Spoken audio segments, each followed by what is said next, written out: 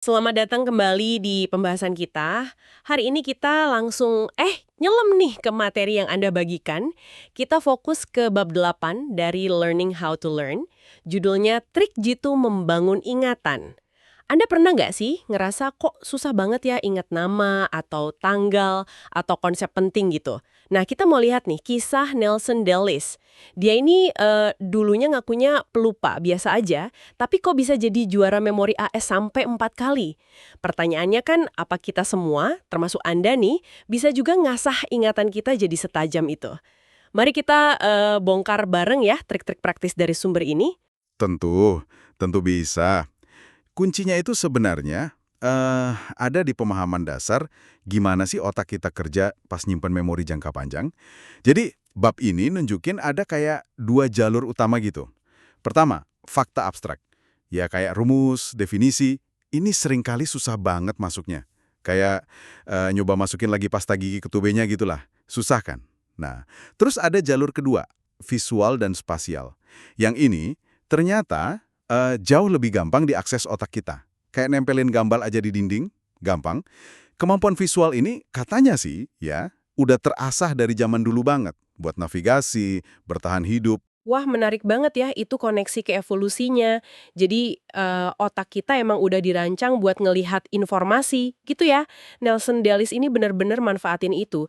Dia ngubah fakta-fakta yang ya ampun, kadang ngebosenin banget, jadi gambar-gambar mental yang aneh, atau bahkan konyol. Tapi justru itu kan yang bikin nempel di kepala. Contohnya nih, buat inget kata Prancis, pamplemousse itu artinya jeruk bali. Bayangin aja ada rusa, tahu kan mus, lagi sibuk mompa, pumping, jeruk bali tiup raksasa. Aneh kan? Konyol. Iya banget. Tapi gampang diingat nggak? Pasti. Nah, prinsip di baliknya itu namanya distinctiveness, keunikan. Jadi, semakin aneh, semakin ngelibatin emosi atau humor, ya makin nonjol aja gambar itu di memori kita. Nanti pas mau dipanggil lagi, gampang ketariknya. Ada contoh lain juga yang seru di bab ini. Ingat bagian neuron, akson sama dendrit? Bayangin aja, ada zombie gitu lagi bingung dia. Kapaknya axon jatuh bareng pulpen. Terus dia ambil pulpennya, mulai nulis. Then writes. Nah, then writes kan kedengaran mirip dendrits gitu. Atau nih, coba ingat urutan reaktivitas logam. Pakai kalimat jembatan keledai yang kocak ini. Please, sir, let's cancel math and science. Instead, cricket, swimming, golf. Tiap huruf awal katanya itu ngewakilin satu logam. Potasium, sodium, lithium, kalsium, dan seterusnya. Gambar-gambar mental ini jadi kayak pengait gitu ya buat informasinya. Coba deh Anda pikirin, gambar unik apa nih yang bisa Anda bikin buat materi yang lagi dipelajarin sekarang? Ini sebenarnya nyambung ke teknik kuno yang keren banget, namanya istana ingatan atau memory palace. Teknik ini luar biasa efektif, soalnya dia manfaatin kemampuan otak kita yang hebat banget dalam ingat lokasi sama tata ruang. Caranya Anda bayangin satu tempat yang Anda kenal banget, rumah Anda misalnya, Oke. atau rute jalan kaki, kantor juga bisa. Oh, oke. Terus gimana cara naruh infonya di tempat itu? Nah, info yang mau diingat tadi, kita ambil contoh daftar belanjaan ya. Susu, roti, telur, itu Anda ubah jadi gambar-gambar visual yang hidup, aneh, nggak biasa. Terus, Anda tempatkan gambar-gambar itu di lokasi-lokasi spesifik di sepanjang rute mental Anda di istana tadi. Bayangin ya, Anda masuk pintu depan rumah nih. Disambut botol susu raksasa lagi senyum lebar banget. Aneh kan? Hahaha, iya, kebayang. Aneh banget. Terus Anda jalan ke ruang tamu. Lah, kok ada sepotong roti segede gaban lagi males-malesan di sofa favorit Anda. Pas buka pintu dapur, tiba-tiba bruk. Sekotak telur pecah di atas kepala Anda. Waduh, Semakin aneh, semakin ngelibatin banyak indera. Misalnya bau telurnya, lengket susunya, itu makin kuat nempelnya. Nah, pas mau ingat daftar belanjaan, Anda tinggal jalan lagi aja secara mental di rute itu. Nanti ketemu tuh susu, roti, telur. wah brilian sih ini. Nelson Dallis sendiri ngerangkum proses ini jadi 5 langkah kunci yang bisa Anda coba. Pertama, fokus. Ini bukan cuma ngelihat ya, tapi benar-benar sadar kenapa sih info ini penting buat Anda. Niat buat nginget ini langkah awal yang penting banget buat proses encoding di otak.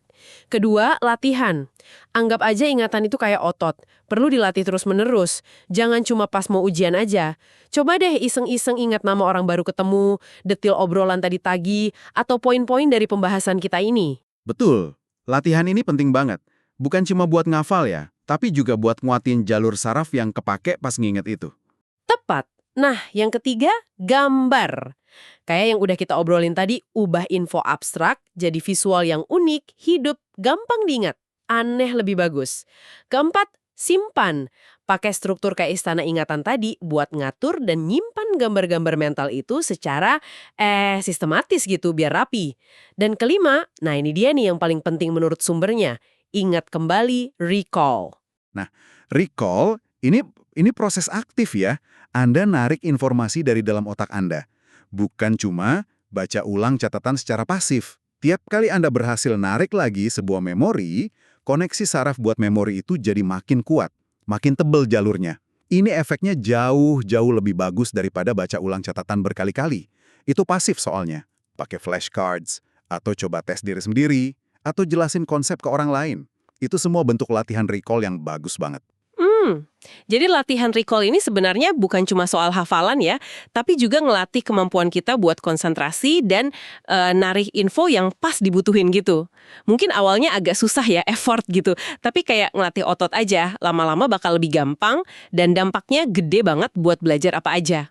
Bindar sekali, Anda itu nggak cuma lagi ngebangun bank memori, tapi juga lagi ngasah alat kognitif yang fundamental banget, yaitu fokus. Oke, jadi rangkuman singkat nih dari pembahasan bab 8 ini buat Anda.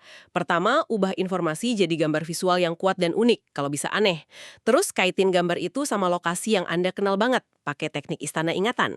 Dan yang paling penting, jangan cuma baca ulang ya, latih diri Anda buat secara aktif mengingat kembali informasinya. Latihan recall. Nah, ini nih, ada satu pertanyaan penutup buat Anda renungin.